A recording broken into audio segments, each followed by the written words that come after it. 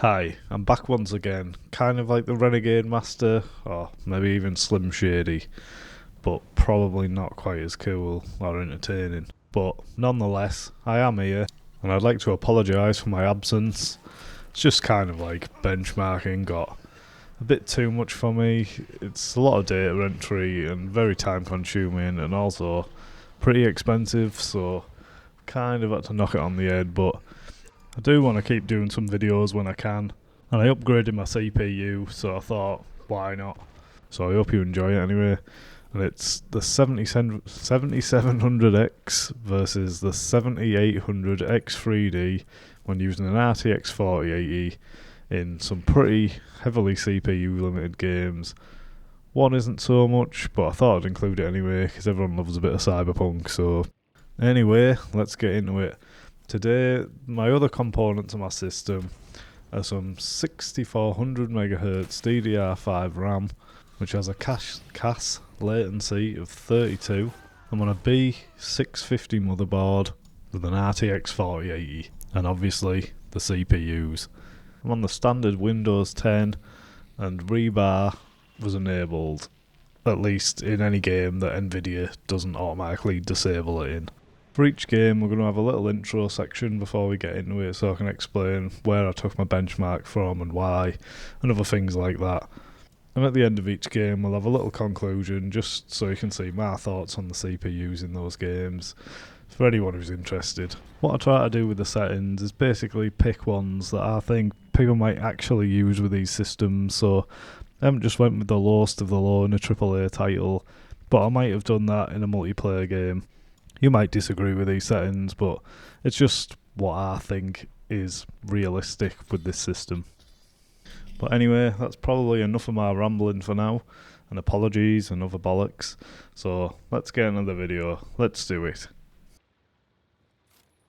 So we're going to start with Counter-Strike 2, and I took all my data from Dust 2 here, and I picked the counter-terrorists and did the same little run over and over again against real people, so it should give you a good idea of what you're going to get playing yourself. Being absolutely terrible at this game, it took me a long time, and you'll see why here. But anyway, let's get into the numbers. And you'll see at 4K there isn't that much of a big difference in the averages, even when using FSR performance, but there is quite a massive gain with the 5800X3D in the 1% lows here, providing a much smoother experience, beating the 7700X by 51% in the 1% lows at best. Now we turn down to medium and low settings, but I turned FSR off here because it turns it on as standard, and I just wanted to get the raw numbers. Both CPUs are able to perform really well here, getting massive frame rates, as most modern CPUs can in CSGO. There are still some big gains for the 5800X3D in the 1% lows here, and some gains in the averages, but nothing as big as we've seen in the last section.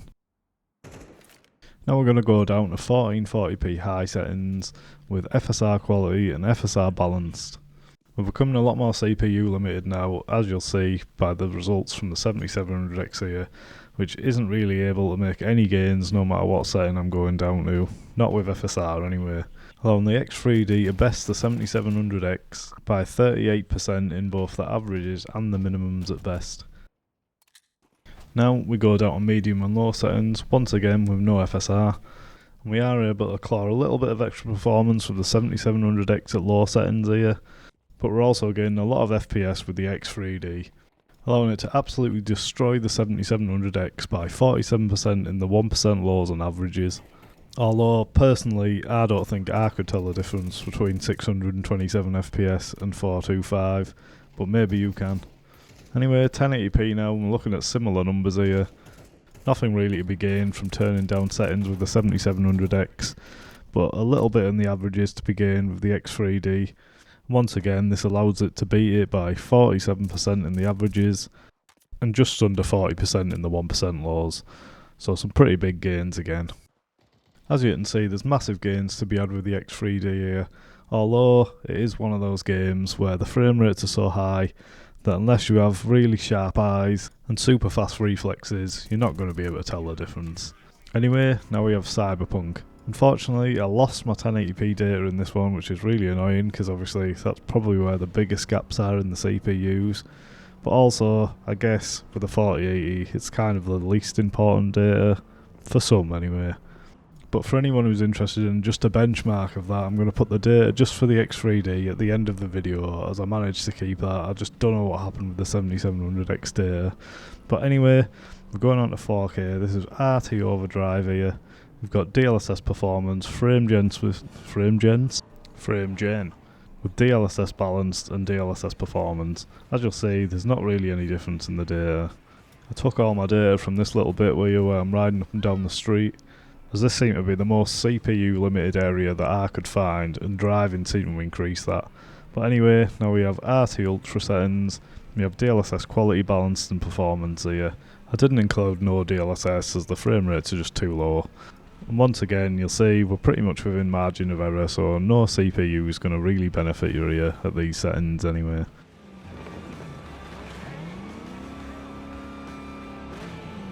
Now we're at Ray Tracing Ultra with frame gen. Once again, I've skipped no DLSS as the frame rates aren't great. And realistically, you're only really seeing any difference with DLSS performance there, but even that could still be margin of error. So I don't think you'll be complaining about your 7700X in this case. Not with a 4080 anyway.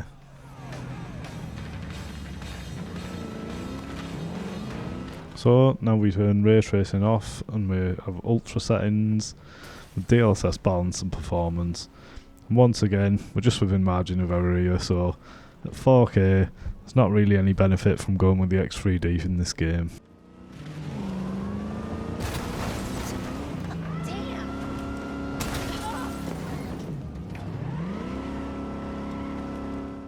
Right, so now we go down to 1440p and we have RT overdrive on with DLSS quality and DLSS balanced.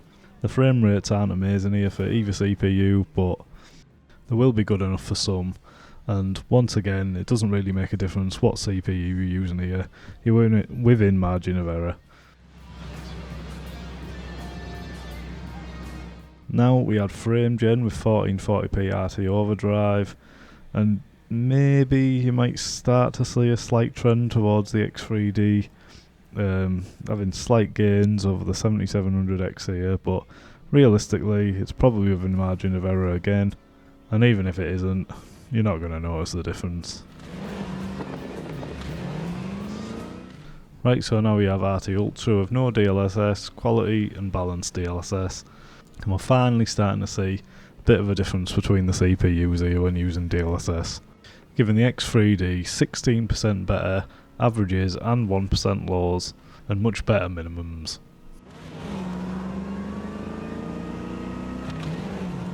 Now we're going to have frame gen at RT Ultra, and as you'll see, this brings the CPUs a little bit closer together, so if you are someone that's using frame gen, there's not really any benefit again with the X3D. The minimums were a lot better with the DLSS balance there, but it does seem like a bit of an outlier as none of the other numbers are really very different. Probably just a bit of a bad dip in one of the runs for the 7700X there. So now we do the unspeakable thing of turning ray tracing off in Cyberpunk. I only did this for testing purposes, so put down your pitchforks, but for those of you looking for high frames who don't like using frame gen, might want to turn the ray tracing off. There is some nice gains with the X3D here. With DLSS balance, you're getting 21% better averages, with 10% better, 1% lows, and much better minimums. As I said earlier, unfortunately there's no 1080p data for the 7700X, but I will put the X3D's data at the end for anyone who wants to see it. Myself, I wouldn't upgrade the CPUs for this particular game.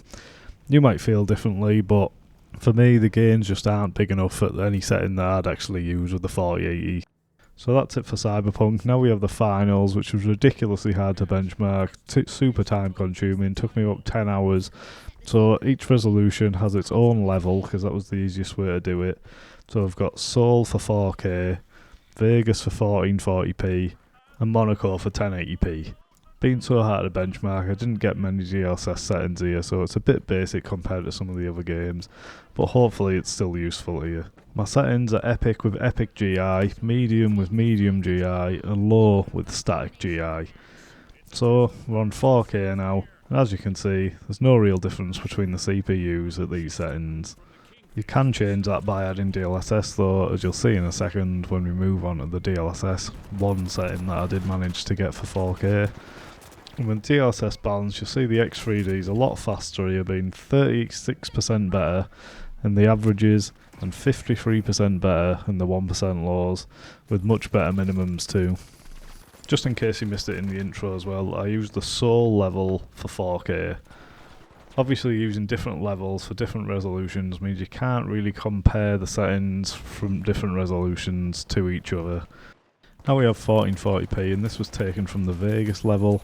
And as you'll see, we're a lot more CPU limited now, allowing the X3D much bigger gains at all the settings. And also start to see like this weird thing in this game where turned down to medium doesn't really benefit the 7700X in any way. I'm guessing you're just too CPU limited, and then going down to low just gives the CPU a bit of relief. As you'll see, adding DLSS balance at 1440p gives you very similar numbers to what you were getting at 4K with DLSS balance on low settings. Pretty much within margin of error, taking into account that you're on a different level as well. The X3D being 30% faster in the averages and 33% faster in the 1% lows here, with much better minimums. Now we have 1080p and we use the monocore level for this resolution. Once again, we're quite CPU limited here, so we are seeing some very good gains from the X3D here. And we see once again there's no real benefit turning down from epic to medium with the 7700X. At low settings, both CPUs hitting a similar wall as they were at the other resolutions, but here we're seeing even bigger gains for the 7800X3D with 33% better averages and 48% better 1% lows. So I may not have managed to get as many settings as I'd like to in this game, but as I did manage to test a bit of DLSS in my own time, but just not enough to put in the video, I did find that we pretty much hit a wall with the FPS that you're getting with both CPUs in this video, so should give you a good idea of the maximum gains that you're going to get from the X3D. The game's just so time consuming. I would have loved to do more, but it's just not being able to pick your level. It's just bouncing you around on levels that you're not even benchmarking, so different weather conditions and whatever else, so you're just stuck really. And with games like this updating on a daily basis pretty much sometimes, you've just got to get in and get out as quickly as possible really.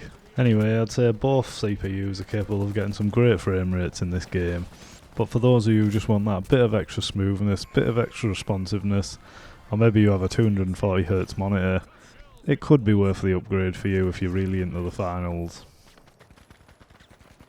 Anyway, now we have the CPU boiler, The Last of Us Part 1, and the temperatures that I've seen on these CPUs here was a bit of a joke, to be honest. My fans were flying, it was like running Cinebench or something.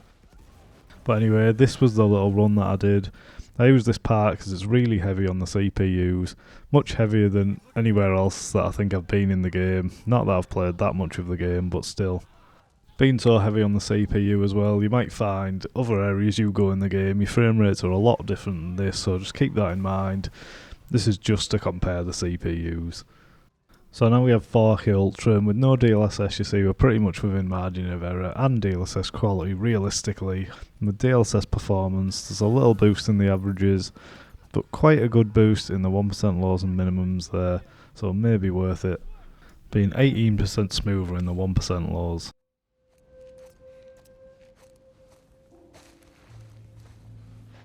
Now we move down to high settings and both CPUs were able to perform a little bit better here, unlike some games' high settings. Once again neck and neck with no DLSS, with a slight boost for the X3D with DLSS quality. And at performance we have 10% better averages and 12% better 1% lows with the X3D.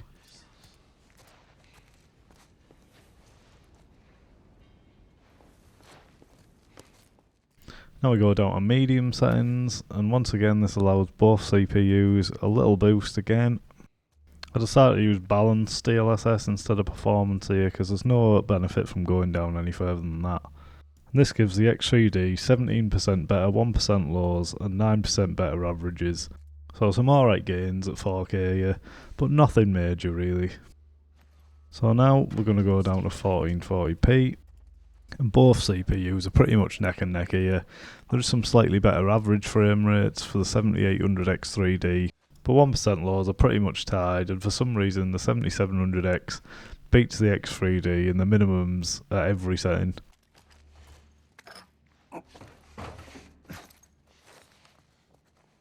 Going down to high settings now, and as you can see there's really not much of a benefit at 1440p with the X3D, even in the 1% lows.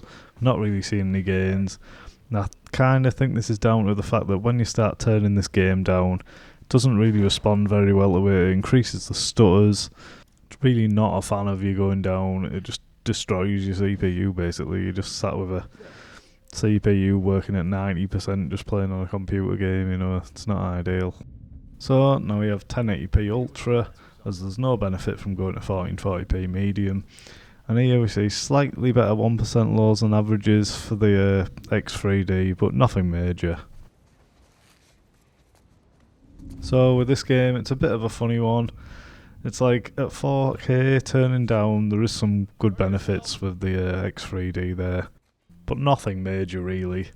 But the way that it hammers your CPU, I wouldn't be wanting to turn down at 1440p or 1080p, because you're just spoiling your CPU just to play in a computer game, and it's really unnecessary with the 4080.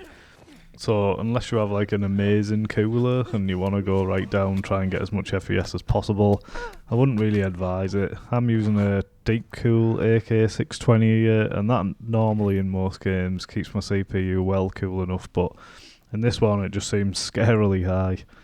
Anyway, on to the next one, and this is Hunt Showdown, which is a game I've just recently got into and really loving. Not great at it, but I'm not as bad as I am at CSGO. But this is another ridiculously hard one to benchmark, because you can't choose a level once again, and people are trying to shoot you in the face all the time, which obviously really doesn't help. And you also need quite a lot of runs to get an accurate representation of your frame rate you're going to get. So what I've ended up doing is choosing a level per resolution, and we've got baldurs for 4K, Delta for 1440p, and Decel for 1080p. And we use the standard one of them, no rain, no cloud, no nothing special weather-wise. But anyway, let's get into the numbers. So we're going to start with 4K now, and as you can see there's no major difference at any of the settings here. Some slight benefits in the 1% lows and minimums for the X3D here, but you've got to remember in a game like this you've got to give a little bit extra room for margin of error than you normally would. So 10% is basically no percent really. But now we go down to 1440p and the story's a lot different here. We start to see some really massive gains for the X3D, with 46% better averages at best and 26% better 1% lows, and also the minimums were 38% higher in the worst case for the 7700X. So we finish up with 1080p here, and although we can't really compare the resolutions because the levels are different, we are seeing even bigger gains than we were at 1440p here. And at low settings, the X3D is able to beat the 7700X by 50% in the averages, 36% in the 1% lows, and 40% in the minimums. And it also does a lot better at high and medium settings than the weaker CPU, and allows for over 200 FPS averages without really turning down from high settings. So in this game I'd say the CPU is pretty beneficial. It allows you to have much better graphic settings with still getting really high frame rates. So much so that the high settings with the X3D at 1080p still perform better than the low settings with the 7700X, and the same could be said with medium settings at 1440p. And if you want to look at the absolute maximum gains over the 7700X and you're a competitive player, there is a lot to be gained.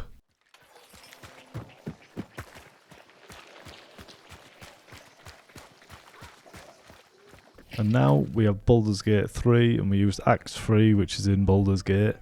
So this is miles worse than any other area of the game for the CPU, so I just picked this little run here, run around where there's loads of people, and it's pretty crippling on the CPU.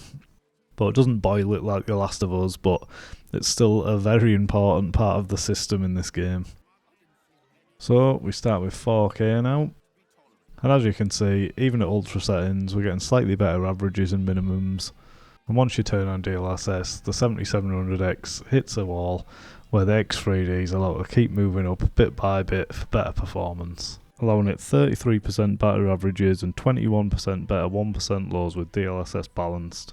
I didn't go down performance here because you basically gain like 2 frames with the X3D, so a bit pointless. Now we have high settings. Speaking of pointless, is there really any point going down to high? Who knows, but once again we see a similar story. But the X3D is able to increase its lead by 39% in the averages here, with similar gains in the 1% lows at ultra settings.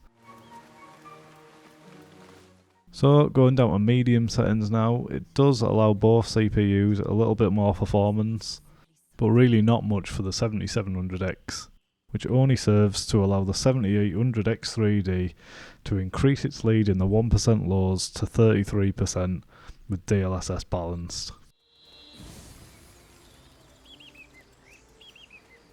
Next we have 1440p, and we've only included DLSS quality here because there's no gains from going down any further. In fact, both CPUs seem very slightly worse when adding DLSS quality here. With no DLSS, the X3D was able to beat the weaker CPU by 36% in the averages, 20% in the 1% lows, and had much better minimums. 1,000 times. Going down to high settings now, and if anything that just makes the 7700X a little bit worse, but probably within margin of error realistically.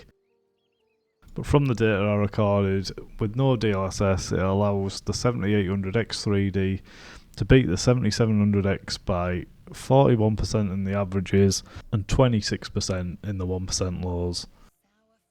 So now, for some reason, we're going down to 1440p medium just because I took the data. And to give the 7700X a bit of a chance here, I'm going to use DLSS quality numbers.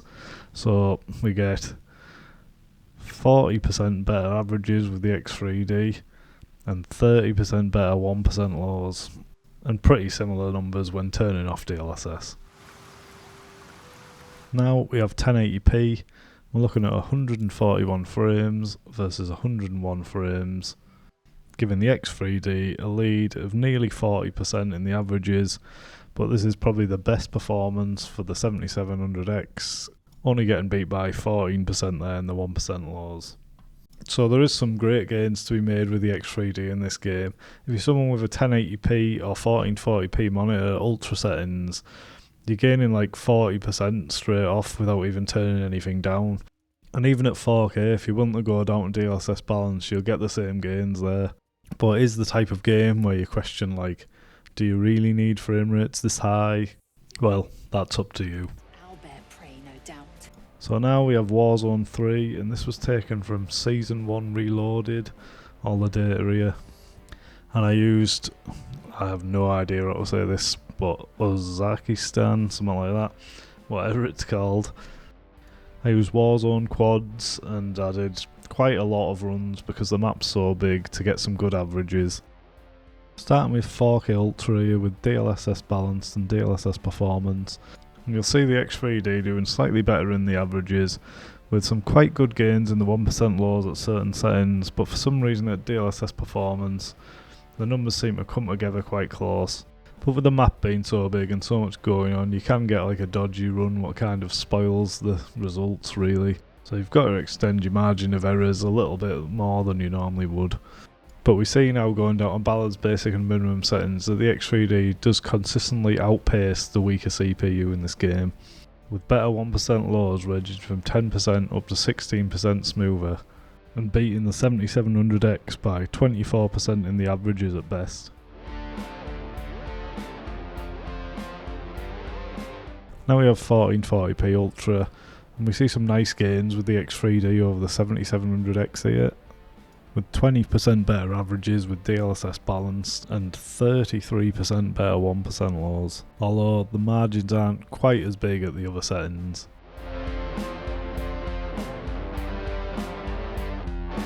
So now we go down to balanced, basic and minimum settings, and we see the X3D pull away just a little bit more in the averages with much better minimums, and up to 17% smoother 1% lows.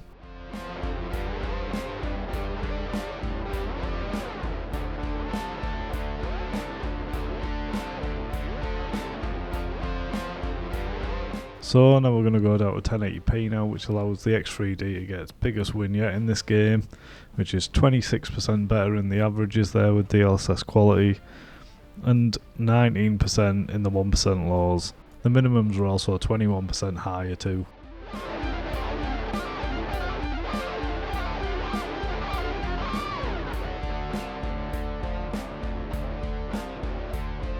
Now we're going down to balanced and basic settings, and we're basically hitting the same walls with the CPUs we have been at all the other resolutions.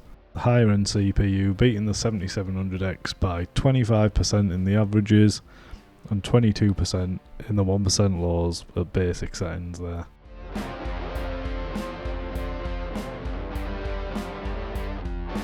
So in this game there is some really good gains to be had with the X3D, up to about around the 26% mark in averages, which is really good, but also it's not major like some other games. It doesn't absolutely destroy it. Like, it's 1% lows are 20% better, so it is smoother and it is better, but whether you'll be able to notice that yourself, I'm not sure. If you want to max out a 240Hz monitor, or you just want the absolute best latency, the CPU could be worth it for you in those cases. I'm sure there's some people out there that can definitely feel that extra 25%.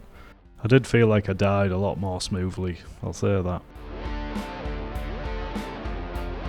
So now I've just got the 1080p data for the 7800X3D here. Obviously, I said earlier, you might not have seen it though, but I lost the data for the 7700X, so yeah, I just thought I'd include this anyway, just for anyone who's interested in the 4080 7800X3D in Cyberpunk and what FPS you're gonna get.